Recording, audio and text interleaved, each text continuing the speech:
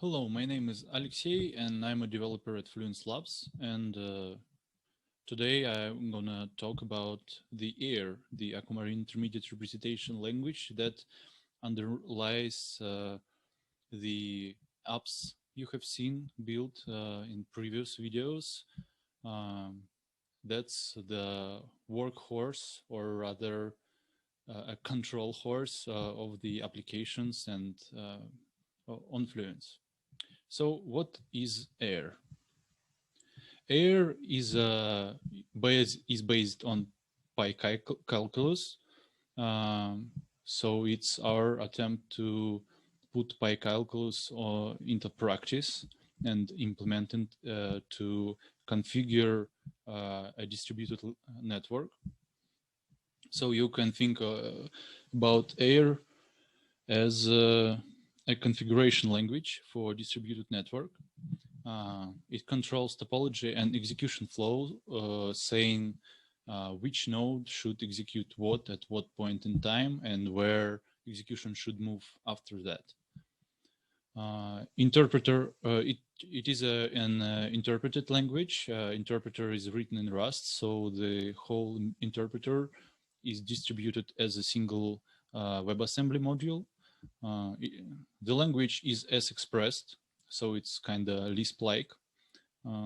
It is a low level, so it's meant to be a compilation target rather than end language for the developers.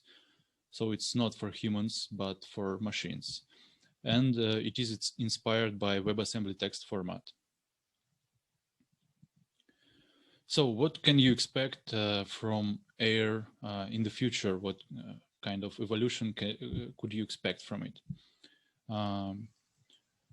We are going and already developing a GraphQL-like type-safe builders in SDKs, for example, in JS SDK. What that means is that you will be able to avoid writing AIR scripts by hand, and instead of that, you will write a composition of JavaScript or Rust or Elm functions that will at the end output a ready to run AIR script. Another way to avoid writing AIR scripts by hand is a high-level language that's called Aqua. This is a work name, so it might change.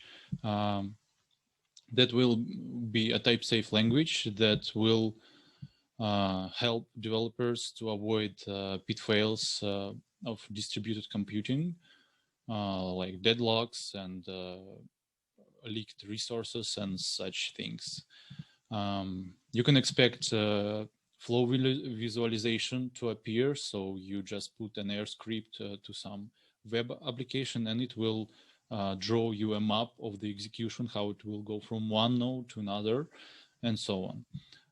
We're also working on IDE support, so on syntax highlighting, code completion, and such. And yeah, we're constantly working on development tooling. So if you think you're missing something, please share your ideas with us. So what's the essence of AIR execution?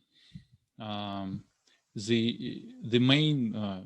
whole thing is about handling incoming messages that are called particles and contain script and data, interpret them in the WebAssembly interpreter, modifying data inside particle along the way. So we receive one particle incoming to our peer. We interpret the script that's built in the particle, and we output new data.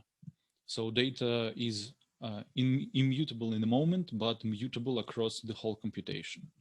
And then, according to the script that controls the execution flow and says where to send the particle later, the peer sends that particle where the script says. And along the execution, some some effects can happen. For example, some calls, calls of CLI apps or calls to daemons running on the peer or anything that that is instructed by the AR script.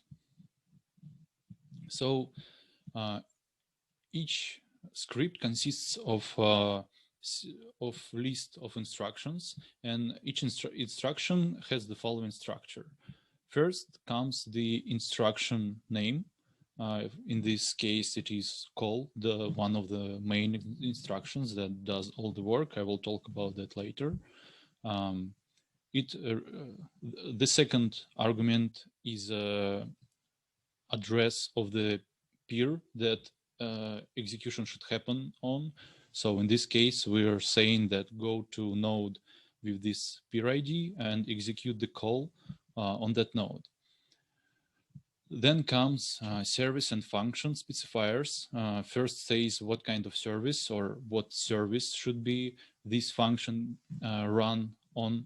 So in this case, we're saying that please run function put on service DHT on the node this, and pass the arguments k and value to the function put, and write the output of the function to variable with name result. This variable will be you can access this variable later in the script. So if there are any following instructions after that, they can read and modify result. So yeah, as I said previously, execution data is used along the execution. It can be read from. In this case, the arguments k and value are read from execution data. So it is assumed that this instruction executed after someone already calculated the key and value and put them to execution data. And it can be written. So result here will be written to execution data.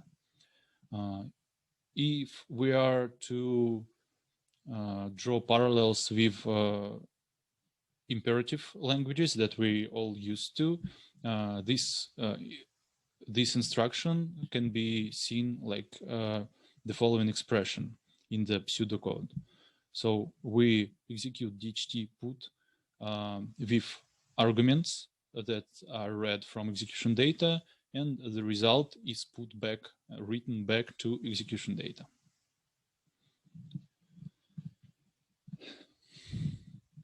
Once we have one instruction, we want to have more. And one way to achieve that is to execute one instruction after another in a sequential fashion. So execute the first one, then the second one. In this case, first execute DHT get, then execute SQLite put. What it means is that we go to this node, read something from DHT here, put the result into a variable with name value, and then go to another node with the ID storage, and expect there to be a service called SQLite that we instruct to put key and value into. So we write the result from DHT to some SQLite service on that node. Sometimes there is no need for a second instruction to wait for a first one. In that case, we can use parallel. It does what it says. It combines instruction in a parallel fashion, so it doesn't. So the second instruction doesn't wait for the first one. Both are executed simultaneously, or rather concurrently. Sometimes instruction may fail. For example, if there is no chat service on a client A, the first instruction will fail. In that case, we can use XOR to instruct AR interpreter to execute the second instruction if the first one fails. It's like a try catch. So the first instruction in a try block, and the second executed only if the first one fails.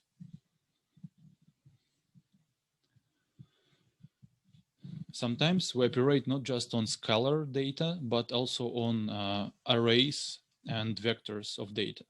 In that case, we will need an iteration concept in our language.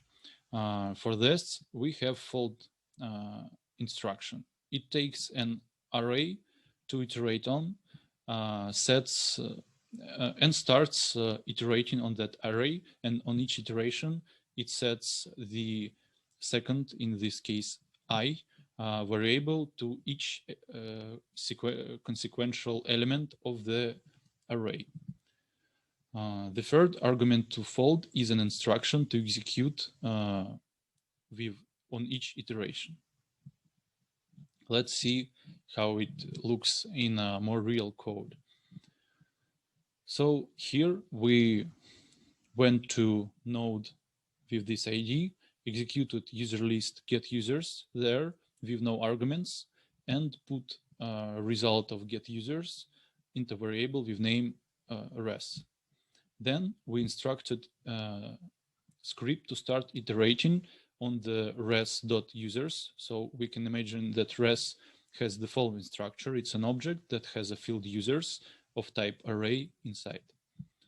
And we say that let's iterate on that array called users, and on each iteration, let's assign each user to variable u.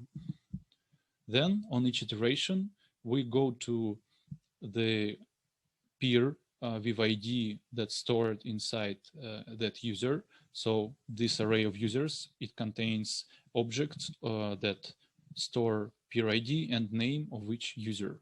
For example, in a chat or in a FluentPath, the editor, the shared editor that we have. Then on each user, for each user, we send a particle there that instructs, that contains this whole script, and each user executes the script up until this point, and then it sees that it should call chat service with function display and argument message on it. So what it means is take all the users, iterate through them, and on each user display the following message. The instruction on the fourth line says start next iteration. So it's a pretty flexible construction. Fold expects next to appear somewhere to proceed with iteration. So next u triggers next iteration. And the last of all instructions is null. It does nothing. It's useful for prototyping or for code generation where you need to insert seek in automatic fashion and don't want to care about this number of instructions is even or odd. So that's about all the instructions that we have in our language. As I said, it's more like a configuration language rather than programming language. So that's why it's so narrow in its functionality. It allows us to implement different security guarantees and invariants with that language. So we can guarantee that nothing bad happens. Another concept that we have in the language is built-ins. Those are just regular services, like you have seen before in the examples, but they are provided by each node. So you can expect this to appear on every non-client peer in the network. There are 4 namespaces for built-ins. First one is DHT. It provides you functions related to Kademlia network. Second one is SRV. It means service creation, inspection, and such. Dist for distribution, functions related to distributing WebAssembly modules and blueprints. I will talk about that later. And the final one is a peer namespace that contains some peer local operations. Using built-ins is very straightforward. For example, in the namespace SRV, there is a function list, and we can call it just like any other ordinary service. But instead of service ID, we specify the namespace.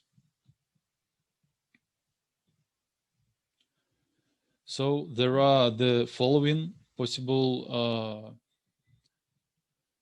built-in functions. In DHT namespace, we have just a single function that gives you neighborhood of the key. I will talk about that in detail later.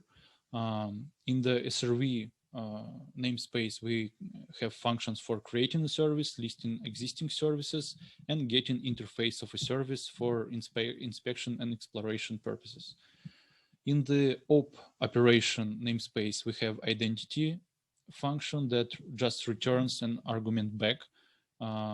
It's useful for doing nothing, but still specifying to which node should execution flow move.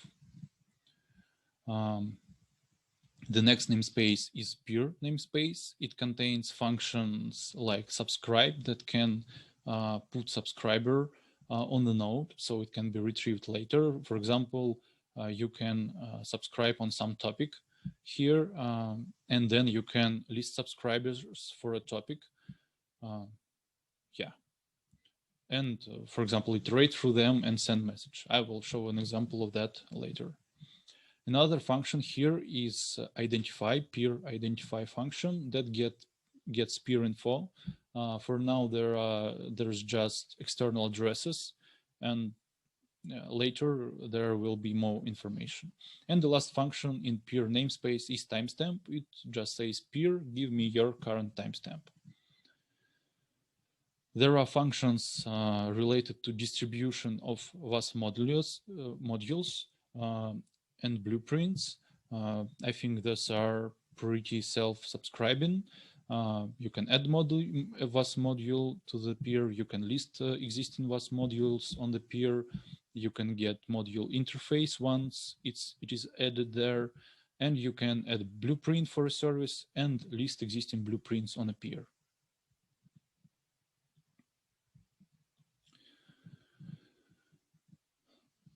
From using instructions together with services, there are some patterns arise that we think are important to understand for each developer who uses AIR. The first one and the most essential pattern is accessing peers through a relay. For example, consider a browser peer that sits in McDonald's on Wi-Fi, and it's not available from the outside network. It can send requests. It can open a connection with a server, but it can't listen for new connections. So it can be accessed from other nodes voluntarily, like a server. It is strictly a client. So to solve that problem, to receive messages, particles from peers the client doesn't know about, the client delegates networking to a node, and such a node is called a relay. So consider this example of a client being connected to relay and sending a message and basically sending nothing to relay and receiving the answer back. Here we trigger execution of op identity built-in that does nothing. It returns an empty list back. So we send such a particle to relay. It receives it, executes op identity, does nothing, and then it sees that it should return the particle back to init peer ID, the client that initiated the request. So it does just that. It returns particle back to the client, and everything works flawlessly.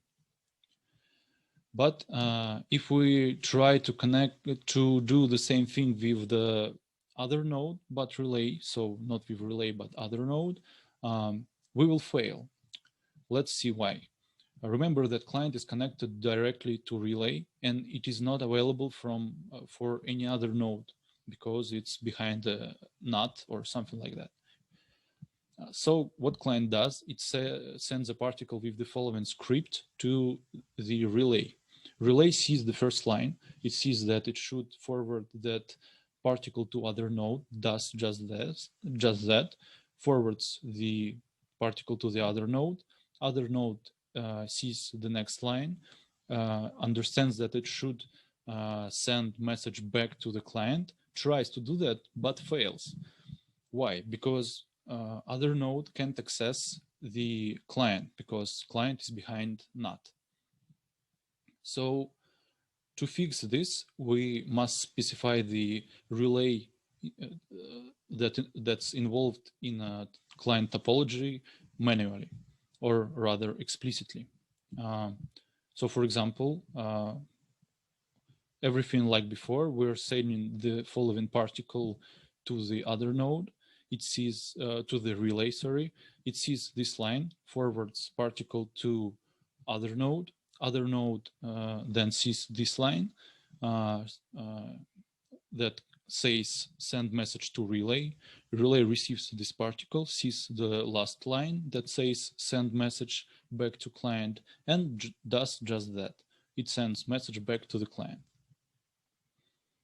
So this is a pattern that you better to understand in order to be able to communicate with browser-based clients.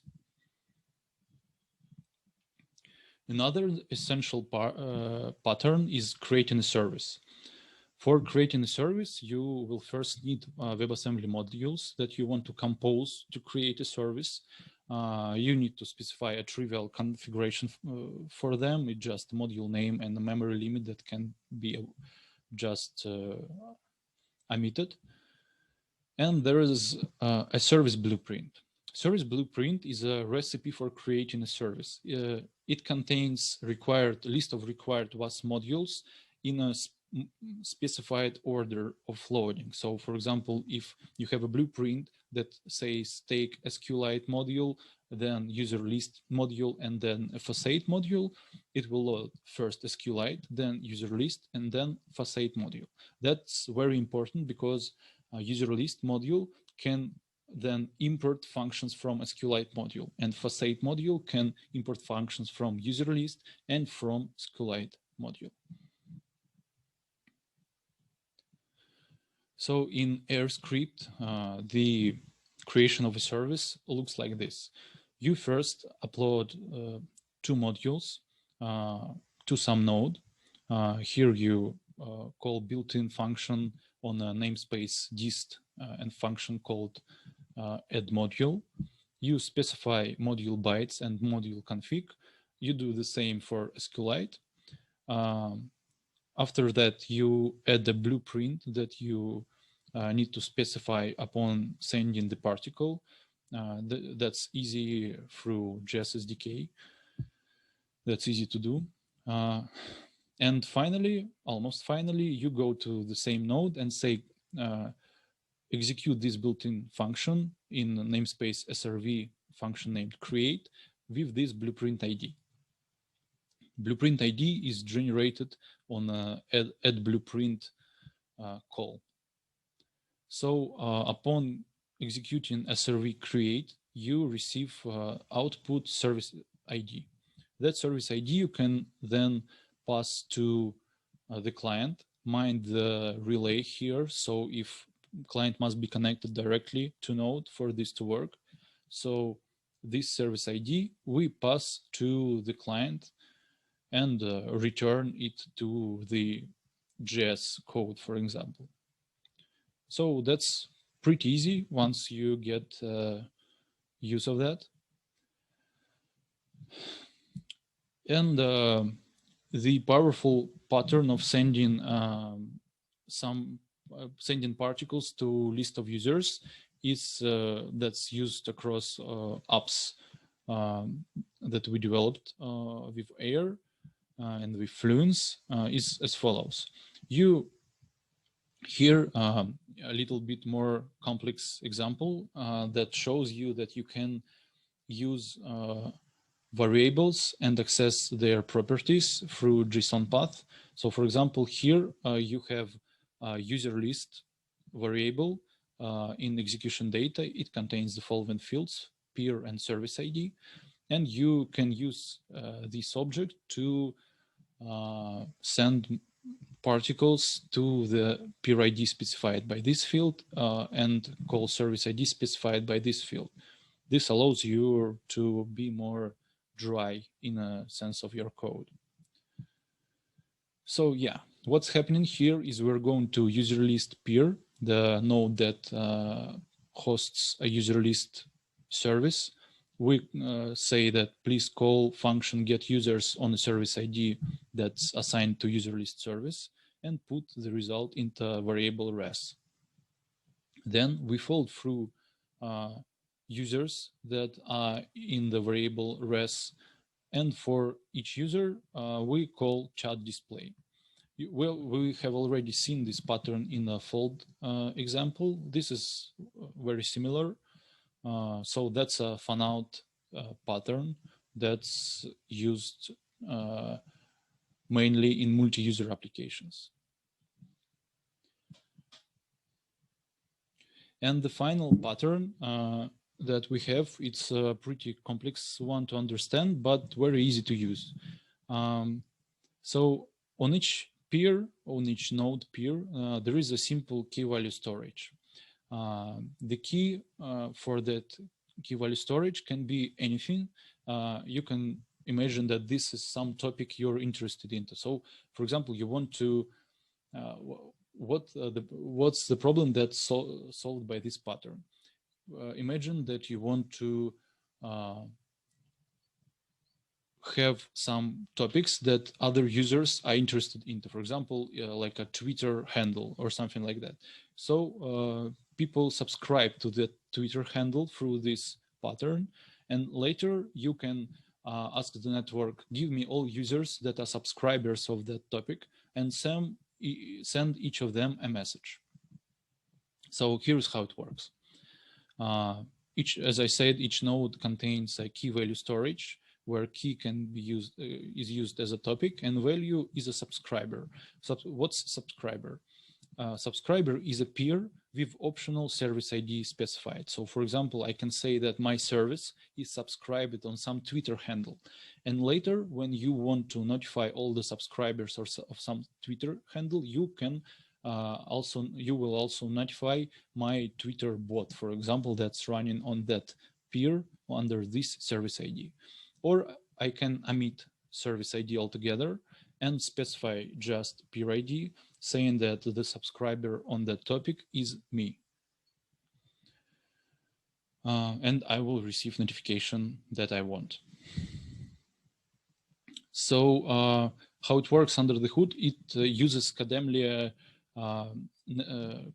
topology and the algorithm that underlines Kademlia to replicate subscribers of the topic. Each node has this simple key value storage, but in order to be able to query that key value storage without knowing the peer ID of the node that stores the data, we need to calculate the set of nodes we want to replicate to. And Kademlia allows to do us just that. Kademlia provides a set of k-closest nodes to any key. Usually k is 20. So what it means is that we can say, Kademlia, give me 20 nodes that are closest in a sense of Kademlia distance to that key that I want. And we will receive the same nodes. It doesn't matter from what peer we ask to get those closest nodes. That's how this replication works. So after we gathered a set of k closest nodes, we can go through all of them and store in their key value storage, store topic subscribers for a topic on them. Later, we can query that key value storage from the same nodes using the same technique.